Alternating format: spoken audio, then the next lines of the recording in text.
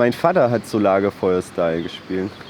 Und, aber also nicht professionell, aber halt mit sehr viel Herzblut. Und meine ganze Familie macht eigentlich so, also wenn wir irgendwie Geburtstag feiern, dann singt man halt noch die halbe Nacht so zusammen. Und das hat mich geprägt.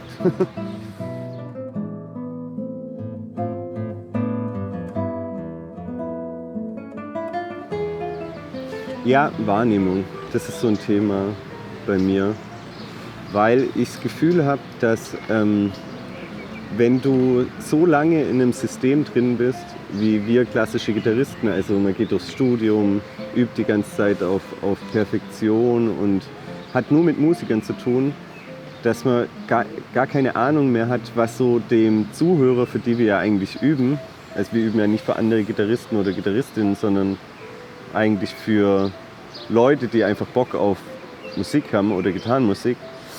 Und dass die ein ganz anderes Empfinden haben dafür, was ein Konzert so was Besonderem macht, als wir.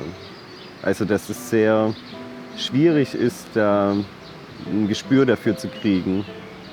Und ich glaube, also es ist irgendwie menschlich, dass wenn man sich lange in einem System bewegt, dass man es dann nicht mehr hinterfragt.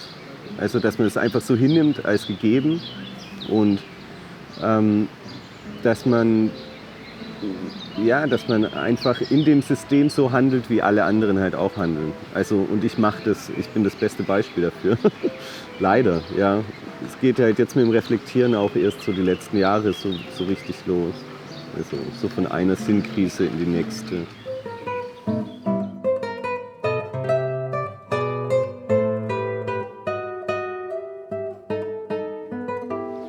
Als ich als Kind angefangen habe, Gitarre zu spielen, habe ich Stücke ausgewählt, weil es mir einfach gefallen, ja? Weil ich Gänsehaut gekriegt habe oder irgendwas, wenn ich es gehört habe. Und das war einfach immer total selbstbestimmt irgendwie. Und dann geht man durch die ganzen Instanzen und ich hatte ja, also eigentlich bin ich ein Beispiel dafür für ein super tolles Studium, wo mir niemand Stress gemacht hat. Meine Eltern haben mir nie Stress gemacht, dass ich irgendwie üben muss oder so. Sondern es ist eigentlich, es wundert mich selber, dass es bei mir dann, dass es mir trotzdem auch so geht, wie glaube ich vielen. Dass man aus anderen Gründen Musik macht, als man das eigentlich als Kind noch gemacht hat. Oder dass man auf andere Dinge achtet, die einem eigentlich früher nicht wichtig waren. Und irgendwie muss das auch so sein auf einem hohen Level.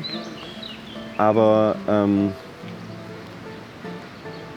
also mir persönlich ist schon was verloren gegangen dadurch auch. Und das versuche ich gerade wieder so reinzuholen, dass ich einfach ein bisschen, ja, versuche nicht durch diese Musikerbrille alles zu sehen. Und Leute urteilen unglaublich schnell über Musik. Also so, das finde ich scheiße, das finde ich gut, das ist irgendwie langweilig, so würde ich das niemals spielen oder so. Und das ist aber irgendwie bei uns Klassikern viel verbreiteter als so im Rock, Pop, Jazz-Business. Da geht man halt auf ein Konzert und trinkt ein Bier und findet das cool irgendwie und man muss nicht die ganze Zeit das zerreden so. Und weiß nicht, das finde ich ein bisschen schade irgendwie, dass das so ist. Und ich glaube gerade wir so als junge Generation, auch das, was ihr macht, ich glaube, wir hätten so zusammen die Macht, das so ein bisschen zu zerstören, so diese schlechten Vibes, dass man übereinander redet und ja, irgendwie so eine neue Lockerheit reinbringt. Ja.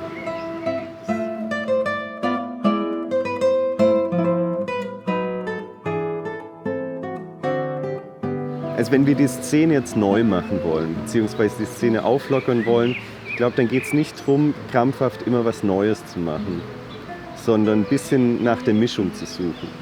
Also wenn wir jetzt alle aufhören, Bach zu spielen, nur weil wir halt finden, ja, es ist schon so oft gespielt worden, dann nehmen wir uns halt einfach mega geile Musik weg. Und wenn wir versuchen, wenn wir uns mehr trauen, selber zu schreiben für Gitarre, so wie das jeder Musiker für seine Band auch macht, aber irgendwie für die klassische Szene halt nicht, weil man sich da nicht rantraut. Da muss man dann Komposition studiert haben und so. Und also nichts gegen Komponisten, die können das und das hat absolut seine Berechtigung. Aber ich finde es halt schade, dass nicht jeder so seine Mucke auch schreibt und so und ich dann sagen kann, hey, jetzt habe ich mal Bock, das zu spielen, was du da letzte Woche irgendwie da rausgehauen hast und so. Und das ist mir dann auch egal, ob das irgendwie tonal ist oder ob das total experimentell ist oder so. Wenn es mir halt gefällt, dann reicht es. Also so wie eben als Kind, um auf den Punkt zurückzukommen, als Kind wählt man irgendwie aus, was gefällt mir. Und heute wähle ich aus, was gefällt mir und passt irgendwie auch in die Szene so, dass ich damit gut ankomme. Also, und das ist echt schade. Also, das finde ich echt schade. Weil du auch wiederum Angst hast, einfach beurteilt zu werden. Absolut, ja. Ja, also ich meine, so die Sätze, ja, das kann schon nicht im Wettbewerb spielen. Ich meine, das kennt ja jeder. Und habt ihr auch in den anderen Interviews schon gehabt, dass so kann man Bach doch nicht spielen und so. Und das müssen wir einfach völlig verbannen aus der Szene. Das ist ein No-Go für mich. Das macht man doch nicht. Also wer irgendwie den Anspruch drauf oder jemand, der einen Anspruch darauf erhebt, zu sagen, wie Musik gespielt werden soll,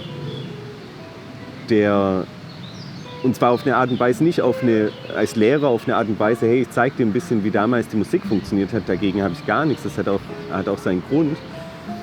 Aber jemand, der dann praktisch so auf eine bösartige Art und Weise jemanden sagt, hey, so wie du das spielst, das macht man so nicht. Das finde ich einfach abartig.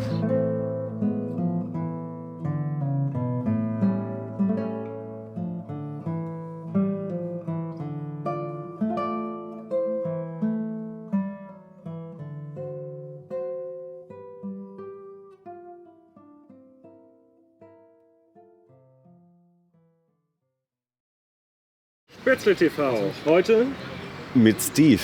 Hi. Hallo Freunde zu Hause. Jetzt kommt natürlich die Sonne raus und du kannst wieder Spätzle TV. Es gibt auch noch andere Sachen im Ländle. Ja. Maultasche. Okay. Herrgott's Scheißerle. Okay, Cut. Haben wir drin, das Interview.